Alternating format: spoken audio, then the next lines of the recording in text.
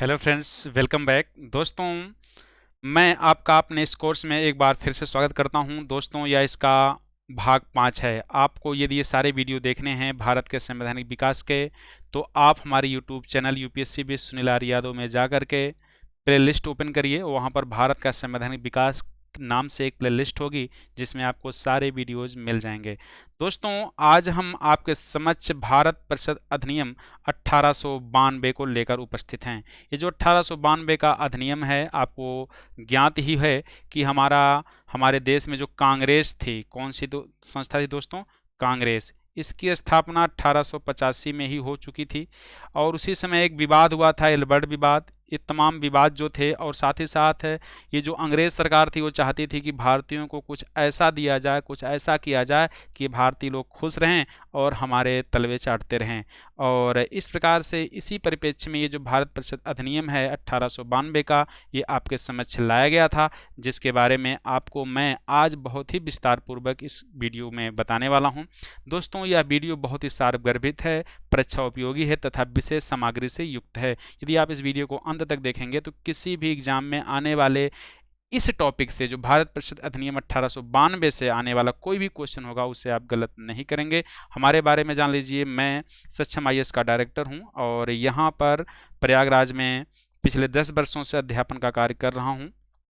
और यदि आप ऑफलाइन पढ़ना चाहते हैं तो आप प्रयागराज में आइए और यहाँ पे आप लाइव क्लास ले सकते हैं। साथ ही साथ मैं अनअकैडमी और यूट्यूब पर भी अवेलेबल हूँ, वहाँ पर भी आप हमसे लाइव क्लास पढ़ सकते हैं।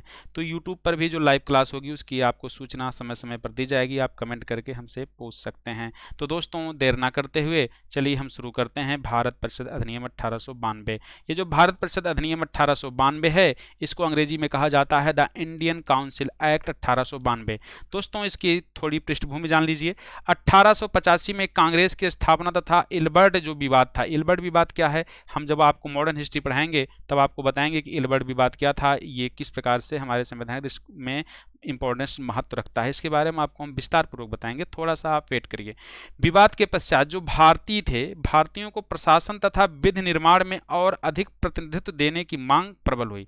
मतलब जब कांग्रेस की स्थापना हुई तो कांग्रेस के जो जन थे वो चाहते थे कि भारत की जो परिषद है उसमें इनको और अधिक उनको प्रतिनिधित्व दिया जाए, जिसके कारण इस अधिनियम को पारित किया गया। इस अधिनियम की क्या क्या विशेषता थी, थोड़ा आप जानिए। केंद्रीय तथा प्रांतीय व्यवस्थापिका सभा में सदस्यों की संख्या बढ़ा दी गई। क्या की गई दोस्तों? जो सदस्यों की संख्या थी बढ़ा दी गई, क्योंकि कांग्रेस की यही मांग थी। और यहाँ पर जो सबसे इंपॉर्टेंट चीज़ है इस अधिनियम की, जो कि आपको नोट डाउन कर लेना चाहिए, जो कि विभिन्न एग्जाम में आपसे पूछा जाता है, निर्वाचन पद्धति। तो जो निर्वाचन पद्धति की जो शुरुआत हुई थी वो 1892 के भारत परिषद अधिनियम के द्वारा हुई थी।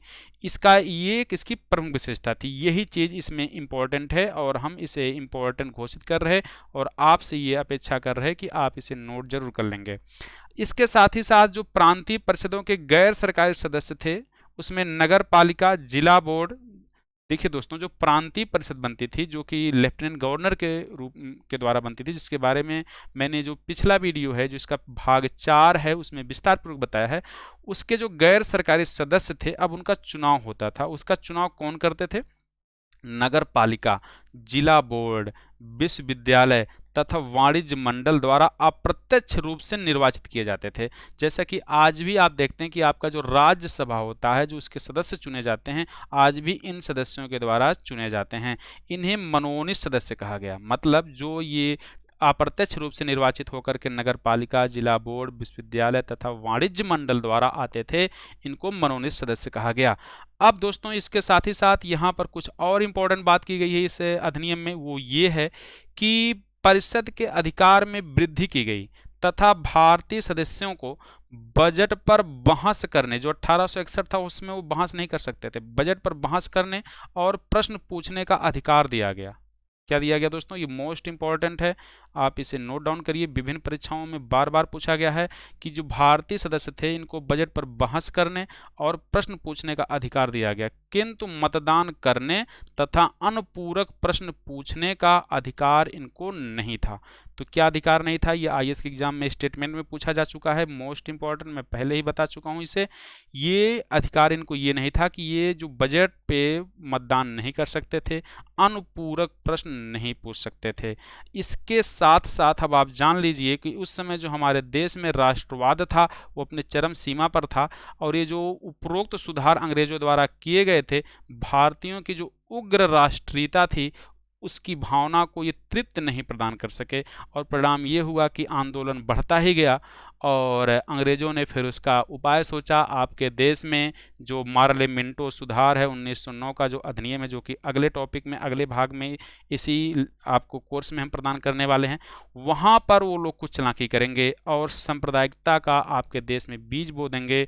और उसके बारे में बहुत ही इंटरेस्टिंग चीज़ें मैं आपको अगले वीडियो में लेकर के आ रहा हूँ। तो आप अगर इस वीडियो को अभी तक देख चुके हैं, देख लिए हैं, तो इसको आप हमको YouTube पर यूपीएससी विश्वनाथ यादव को सब्सक्राइब जरूर कर लीजिए दोस्तों। साथ ही साथ आप अपने मित्रों के साथ इसको शेयर भी जरूर करिए। क्या करिए?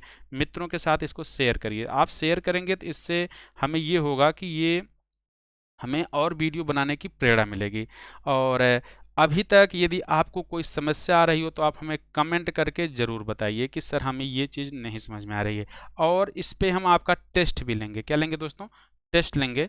तो टेस्ट के लिए आप तैयार रहिए। जैसे ये कोर्स समाप्त होता है यूट्यूब पर, इस पे हम एक विस्तृत टेस्ट लेकर आएंगे और लाइव क्लास करेंगे और आपसे उस समय सॉल्व करवाएंगे। तो इस वीडियो को देखने के लिए धन्यवाद।